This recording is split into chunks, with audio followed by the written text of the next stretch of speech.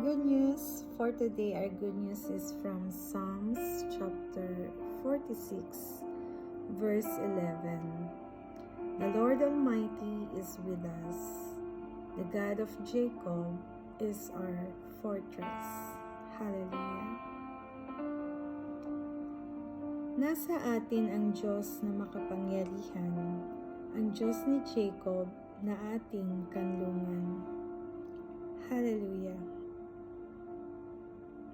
In Psalms chapter 46 verse 10 says, "Be still and know that I am God," reminding us of the necessity to take time to focus on the Lord.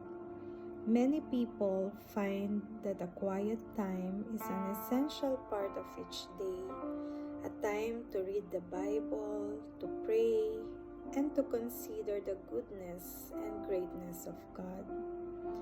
When we, like the writer of Psalms 46, experience the reality that God is our refuge and strength, an ever-present help in trouble, it drives our fear away, shifts our focus from the world's turmoil to God's peace, and creates a quiet confidence that our Lord is in control.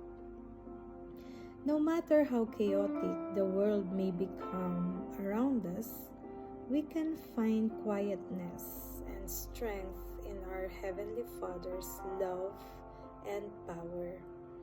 Each day we need to be still and listen to the Lord. Let's pray. Father, we bring our noisy lives and our cluttered minds to you, so that we can learn to be still and know that you are God. In Jesus' name, Amen.